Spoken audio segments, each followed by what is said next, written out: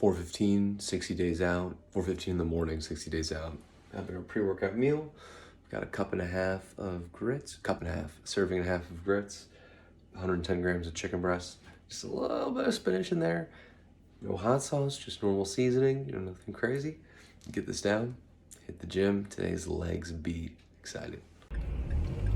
All right, 60 days out, on the way to the gym. Today is legs B day. The nice thing about today is any legs day means the previous day was a rest day. And over the last year or so, that would have been an anathema for me. I liked a 6-day split. For a while I was doing a 7-day split. It's simply because I like going to the gym every day. I like starting the day with the exact same routine. This is not good for progress, but I didn't realize the benefits, which sound obvious, but I know there are people out there like me.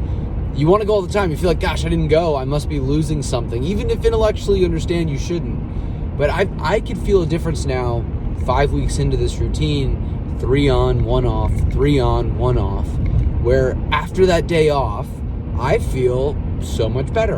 And I'll even notice it too in the desire, let's say, to have like a pre-workout. I've really tried to cut down on the pre-workouts, especially before a leg day, which is another aside. But basically, I realized, why am I trying to get jacked up for a hard leg day if my first hard set is not leaving me totally, if I'm not awake at the end of that set, I'm not pushing hard enough. I'm doing something wrong. So I don't need to go in the gym like, rah! Maybe I already feel that way. I don't need to go to the gym like that. I will get there from that first really hard set if I'm pushing myself hard enough. And if I can't or I'm not, well, that's a separate conversation. But nevertheless, the rest days have been a huge change for me.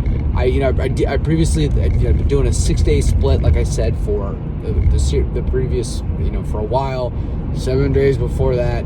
And boy, do I really like the 3 on 1 off. I don't know if I'd ever end up in some sort of Mike Mentzer HIIT style program, but I'm starting to see the benefits of the more frequent rest days. I mean, just coming that first day back, I can feel it, just feeling really, really good. 10, squeeze at the top, squeeze at the top.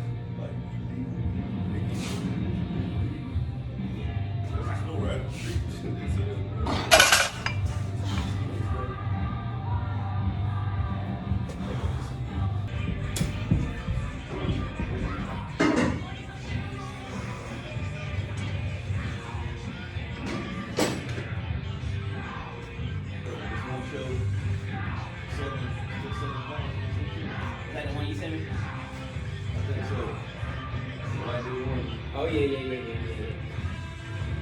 I see it. You going natural? I see it. What the fuck? You got to put natural qualified in your vital.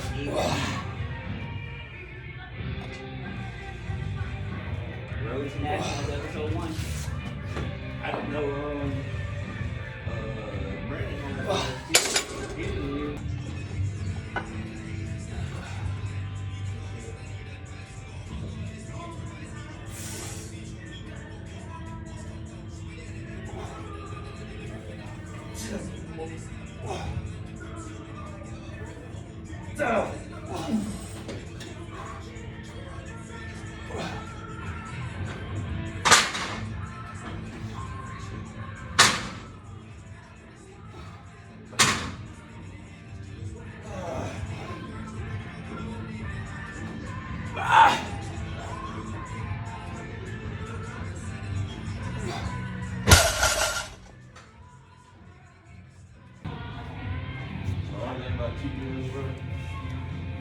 after I had it, I feel like I lost everything.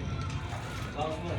Huh? What do you mean lost everything? Everything. Like Like your definition? Definition, cut, everything. I'm sitting there looking, I'm like, wait a minute. I'm trying his last time.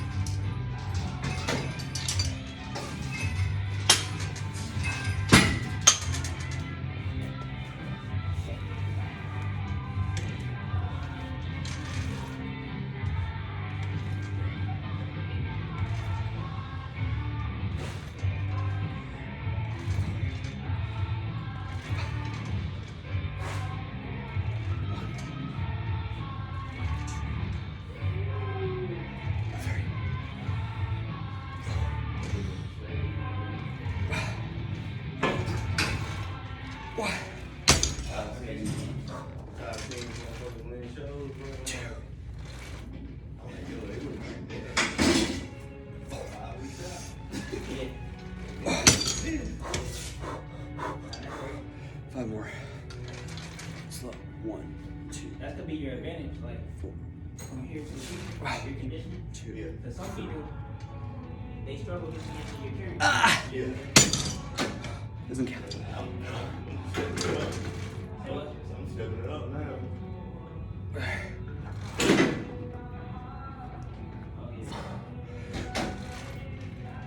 Doesn't count. Do it again. 5 more. 5 more.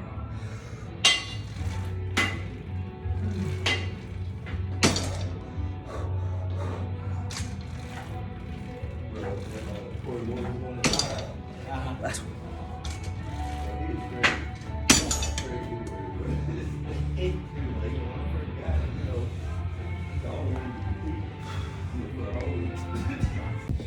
When I'm doing these leg exercises, it's just so easy not to push as hard as I possibly can. It's so easy to be like, you know, my back's starting around on that set of RDLs or straight leg deadlifts, whatever you want to call it. So, I really should just put the weight down. And when I look at the camera or I look at the video, and then I think about how I felt in that moment. I'm like, oh, it's hard. But then I see the rep speed is actually still pretty good. My back isn't really rounding. I mean, it could always be straighter, but it's not like I'm in a dangerous position. And so, I don't have that when I do things like bicep curls or some sort of machine movement for chest. I tend to push those really hard and grind out the last few reps. So it's a good reminder for me as I look at this, when I look back at the videos to realize like, hey, your hamstrings are bad or whatever. Forget even how it looks. Just in terms of the amount of effort and intensity and focus I can put into an exercise, how hard I can push, I'm still leaving a ton on the table. And for me, that's why I love this, right? Is to come in and just go, I don't want to get hurt. I don't want anything stupid, like obviously within the confines of good to decent sense, but to be able to push really, really hard. So when I leave these workouts, I feel good, but I also, as I look at the videos, I realize, oh my gosh, there's still so much potential. And I mean, if it gets stronger, you get more muscular, any of those things, wonderful. But if I can just push myself even harder while being somewhat safe, that to me is that's the reward. So as I leave today, that's what I'm thinking about. Let's go back and get a shake and get on with the rest of this day. What do you want, darling? Do you want sausage or chicken? Chicken. You got it. Oh, I'll give you a big piece. Big piece? All right. Breakfast.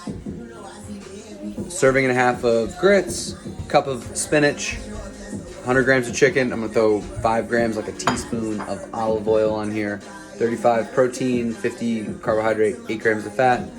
And then for the monsters, some sausage links. No touch for me. Meal A, so we had pre-workout, shake, and then post-workout meal. This is meal A. I have now 3 meals, 35 grams of protein, 35 grams of carbs, 11 grams of fat. This is 6 ounces of sweet potato and 4.5 ounces cooked, 6 ounces uncooked or raw of 93.7 ground turkey. just about nails those macros. I'm gonna chuck a little bit of spinach on here just to give it some green. Afternoon cardio session, 60 days out. We've got 45 minutes, moderate intensity, steady state. I did legs this morning, so treadmill's a little bit slower than it was yesterday when I was fresh. But otherwise, feeling good. And I've got 4 of these cardio sessions this week so far, 4 at 45 minutes. So this will be my second one because today is Tuesday. I'll be done. Probably do another one Wednesday because I have a work trip. And then Friday to finish it out. Let's get it. Just finished cardio, time for meal B. So second to last meal of the day. Very similar to meal A. 35 grams of protein, this in the form of ground turkey, about 11 grams of fat from the ground turkey, and then white rice. We got 110 grams of white rice and a cup of spinach. Boom.